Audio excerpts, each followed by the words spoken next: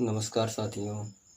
आज की इस वीडियो में हम हिंदी व्याकरण से अलंकार के बारे में चर्चा करेंगे कि अलंकार क्या होता है, अलंकार कितने प्रकार का होता है, प्रत्येक के बारे में परिभाषा, पहचान और उदाहरण के बारे में हम आज चर्चा करेंगे। जैसे कि अलंकार की परिभाषा अगर हम करें तो अलंकार दो शब्दों से मिलकर बना है, अलंग और कार, जिसका अर्थ होता है कि अलंकृत करना, सुशोभित करना काव्य के सौंदर्य को। तो अलंकार की परिभाषा देखते हैं कि काव्य की शोभा बढ़ाने वाले तत्वों को ही अलंकार कहा जाता है।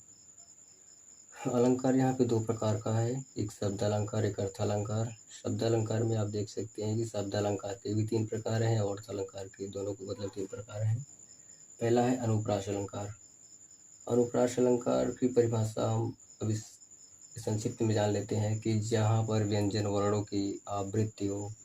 आवृत्ति का तात्पर्य कोई भी वर्ण एक से अधिक बार आए तो वहाँ पर अनुप्रास अलंकार होगा। अब जैसे कि उदाहरण देख लें इसका कि रघुपति राघव राजा राम, यहाँ पर व्यंजन वर्ण रा है जिसकी उत्पत्ति कई बार हुई है यहाँ पे, इसलिए यहाँ अनुप्रास अलंकार होगा।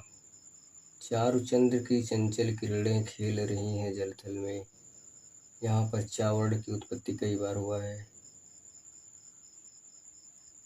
और तरन तनुजा तट तमाल तरुवर बहुछाए, पर यहाँ पर भी ता की उत्पत्ति कई बार हुई है, इसलिए यहाँ पर अनुप्रास अलंकार होगा।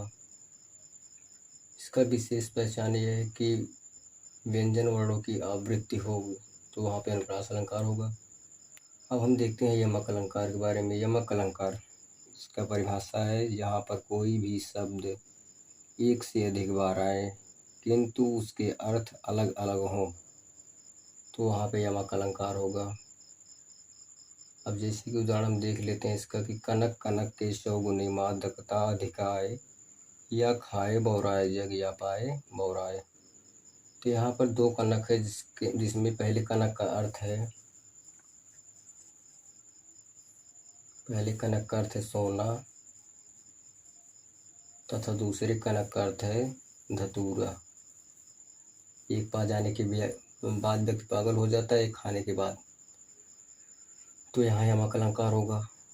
दूसरा, तीन बेर खाती थी वे तीन बेर खाती हैं वे, तीन बेर, यहाँ एक बेर का अर्थ हुआ समय से, सुबह दोपहर शाम, और यहाँ एक बेर का अर्थ हुआ फल से, जिसे इंग्लिश में प्लम कहते हैं। और रहा श्लेष अलंकार।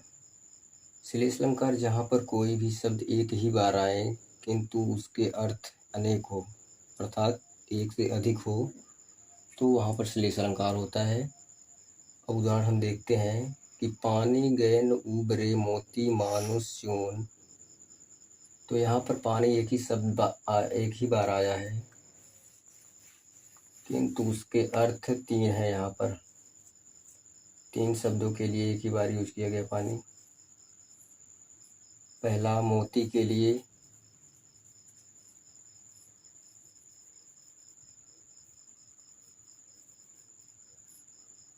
दूसरा मनुष्य के लिए सम्मान के रूप में,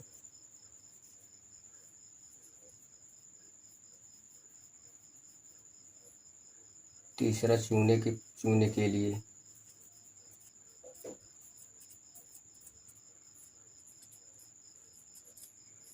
विशेष पहचान इसका है कि एक ही बार आता है पंक्ति में तो वहाँ पर श्लेष अलंकार होता है। और इसका दूसरा उदाहरण देखेंगे कि चरण धरत चिंता करत चितवत चारह ओर, सुबरन को खोजत फिरत कवि व्यभिचारी चोर। यहाँ पे सुबरन के लिए, सुबरन एक ही बार शब्द आया है, इसके तीन अर्थ हैं। सुबरन को खोजत फिरत कवि व्यभिचारी चोर, कवि के लिए, व्यभिचारी के लिए, चोर के लिए। कवि के लिए सुंदर अक्षर, व्यभिचारी के लिए सुंदर स्त्री, कवि के लिए सुंदर अक्षर, व्यभिचारी के लिए सुंदर स्त्री,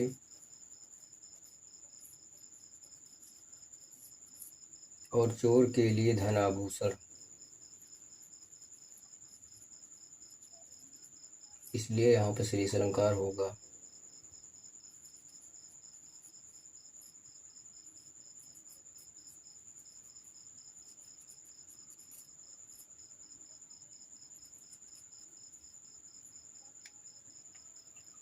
और इसके बाद आते हैं अर्थालंकार पे हम।